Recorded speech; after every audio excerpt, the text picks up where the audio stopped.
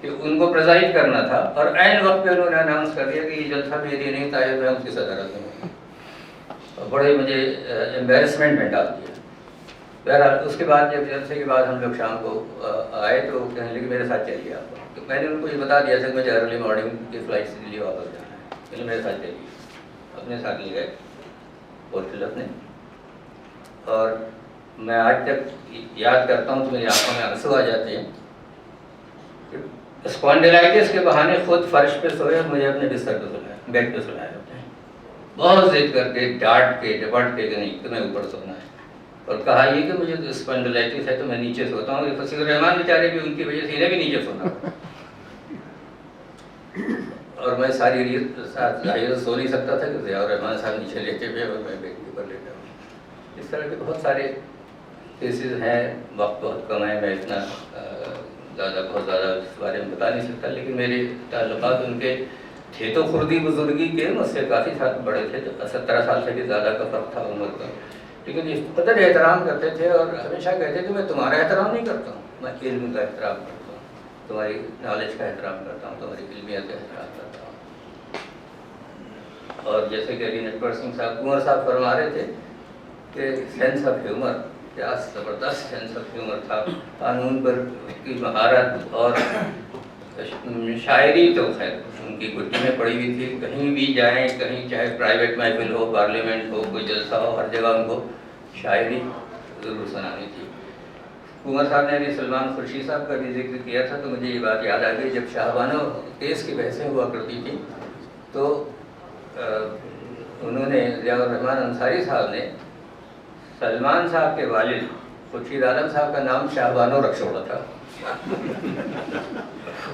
اس کے پیچھے کیا راز تھا، لیکن وہ جب جلسے ہوتے تھے، کبھی کبھی میں بھی ہوتا تھا، تو کہتے تھے آج شاہ بانو نہیں بولیں گی، اور سب لوگ دیکھ رہے ہیں یہ کس کا ذکر کر رہے ہیں بھائی، یہ شاہ بانو، تو وہ معلوم ہوا کہ خورشید عالم خان صاحب کا انہوں نے یہ عرفیت ان کی اس زمانے میں رکھ دی۔ بہت ہی زیادہ شستہ اردو بولتے تھے ضیاء الرحمان صاحب، اور بڑے شستہ مذاق بھی کیا کرتے تھے۔ میں نے ایک واقعے کا کہیں اپنی کتاب میں ذکر کیا تھا، جس کو اس کتاب میں بھی لکھا گیا ہے، اور وہ یہ تھا کہ ایک دفعہ کسی بڑے فنکشن میں ضیاء الرحمان انصاری صاحب بھی تھے، میں بھی تھا، اور بیکل اتساہی صاحب جو ممبر تھے، پارلیمنٹ کے ممبر بھی تھے اور بڑے شاعر بھی تھے، تو لوگ ان سے کہہ رہے تھے کہ آپ کو غزل سنا دیجیے، اور وہ بڑا تکلف کر رہے تھے۔ ضیاء الرحمان انصاری صاحب نے کہا تمہیں کیسے شاعر ہو، شاعر تو ہمیشہ منتظر رہتا ہے کہ کوئی کہے کہ پڑھو، اور تم اتنا تکلف کر رہے، ایسے انہوں نے ان سے بیکل اتساہی صاحب سے کہا۔ میں نے 1984 میں بامبے یونیورسٹی میں chief justice Gajendra Gadkar memorial lectures دیے تھے، وہ پبلش ہوئے 1986 میں ایک کتاب کی شکل میں، پرسنل لاز ان کرائسس کے نام سے۔ اس کے لانچ کے لیے میں نے ضیاء الرحمان انصاری صاحب کو تکلیف دی، اور لانچ کا فنکشن ہمدرد یونیورسٹی کے آڈیٹوریم میں ہوا۔ تب ضیاء الرحمان صاحب نے ایسی شفتہ سخت سنسکرت آمیز ہندی میں تقریر کی، پوری اسپیچ ان کی ہندی میں تھی، اور سامنے کی صفوں میں کچھ مولوی صاحبان بیٹھے ہوئے تھے، ایک جملہ بولتے تھے اور کہتے تھے مولانا گھبرائی نہیں، ابھی ترجمہ کرتا ہوں۔ پہلے ایک سینٹینس بولتے تھے، اس کے بعد پھر اس کا اردو میں ترجمہ بھی کر دیتے تھے۔ اس مذاق کا یہ جو اعلیٰ ان کا معیار تھا، جو شستگی تھی ان میں، تقریب میں بھی جو شستگی تھی، وہ میں نے کہیں دیکھی نہیں، کہیں دوبارہ۔ جن حالات میں وہ دنیا سے گئے اس کا ذکر نٹور سنگھ صاحب کتاب کے حوالے سے کر چکے ہیں، اور وہ اس کا افسوس مجھے پہلے بھی بہت ہوتا تھا، اور یہ کتاب پڑھنے کے بعد تو میں بے حد رنجیدہ ہوا جس انداز سے فصیح الرحمان صاحب نے ان کے آخری دنوں کا ذکر کیا ہے، اور میں ان کا مشکور ہوں کہ جب ان کی وفات ہوئی تھی تو میں